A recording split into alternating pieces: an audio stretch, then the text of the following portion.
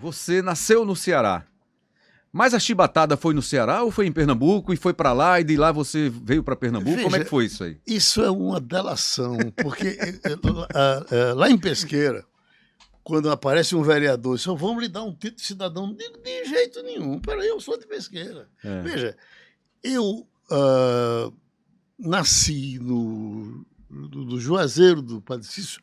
Nesse tempo, minha região chamava-se Caririaçu, e eu não sabia que tinha nascido no Ceará, porque no dia que eu nasci, a minha tia, que morava em Pesqueira, mandou uma carta para minha mãe, que o papai estava desempregado, para ele ir para Pesqueira trabalhar na peixe. Então, mamãe parida, me trouxeram para Pesqueira. Eu vim saber que não tinha nascido em Pesqueira quando fugi para Recife e cheguei aqui com 9 anos, conversando com a minha irmã, que tinha vindo primeiro do que eu.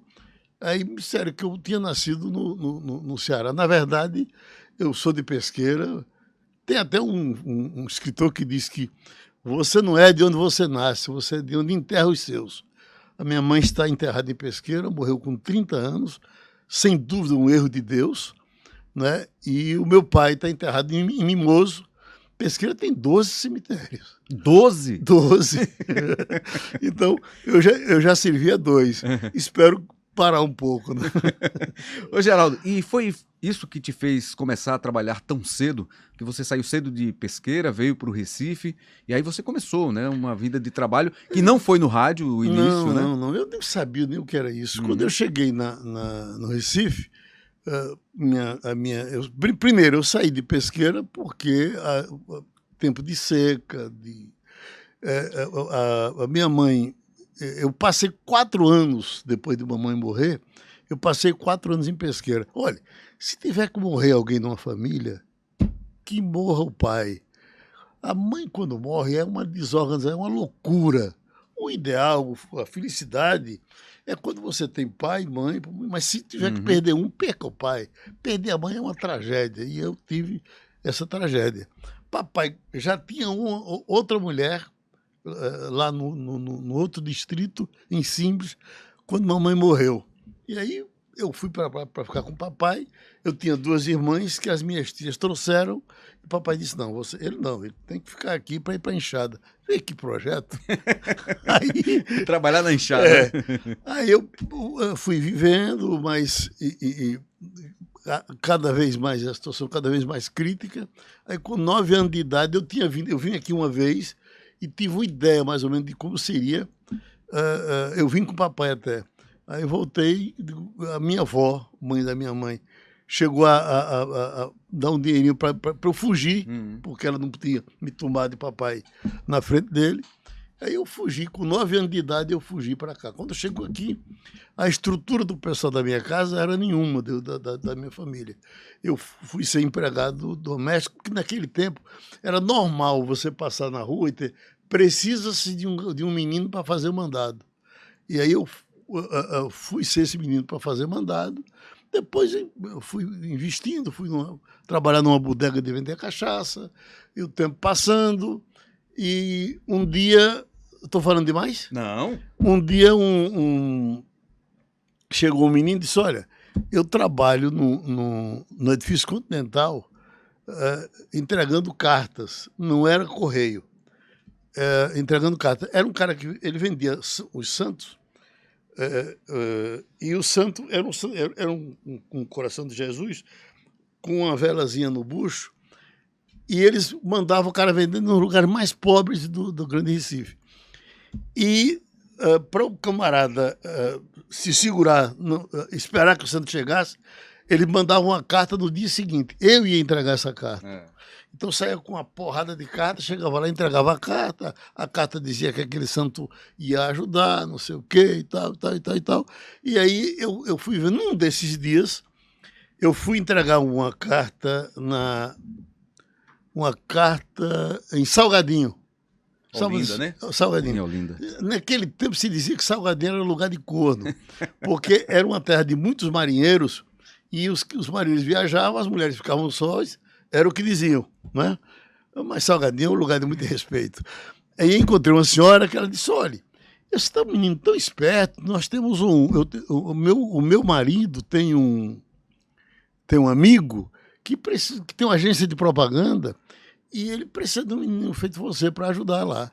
Eu digo, tá certo. Um menininho esperto, né? Eu digo, então me deu o telefone, o endereço do seu marido. Aí o marido dela era Custódio Santana, operador da Rádio Jornal do Comércio, lá na Rua do Imperador, naquele tempo. Uhum.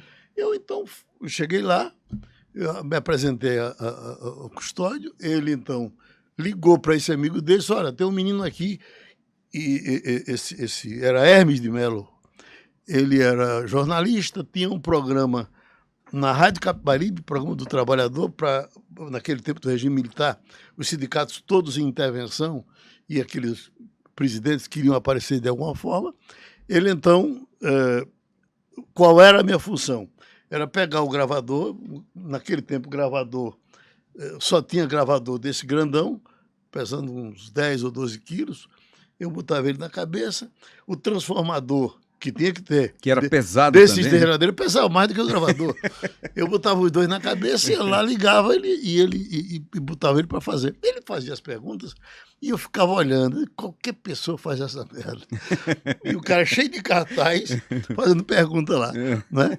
Quando um dia, ele era muito raparigueiro, ele não foi, e era no Sindicato dos Tecelões, o interventor do sindicato, que eram todos interventores, era um capitão da Marinha. O cara já ficou puto, porque o cara não chegou.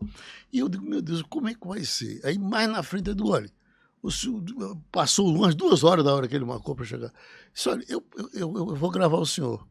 Aí eu gravei e trouxe para o escritório.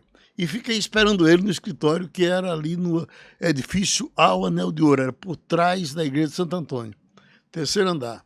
Aí fiquei, quando é 7 da noite, ele chega todo assanhado. O que foi, menino? O que foi que eu vi lá? Eu digo, olha, o senhor não foi, o homem estava puto. E se foi, meu Deus, você fez o quê? E eu gravei. Você tá doido? Você gravou? Eu gravei. Agora, o senhor pega aí... Se quiser, aproveita, senão... E bote fora, porque não devo estar prestando. Mas eu fiz, para quebrar seu galho. Aí ele disse, liga aí. Eu liguei, ele ouviu, você é quem vai ficar fazendo isso agora. Então foi dessa forma. Aí, a partir daí, era o programa comprado na rádio, e o programa entrava às 5 horas da manhã. Aí eu passei a me interessar por rádio, nesse caso. Aí eu fiz concurso, naquele tempo era concurso, né? Você botava 3, 4 para fazer e um passava. Eu me lembro que eu fiz testes na Rádio Continental, que era muito forte nesse tempo aqui, era no edifício Ouro Branco, ali na Rua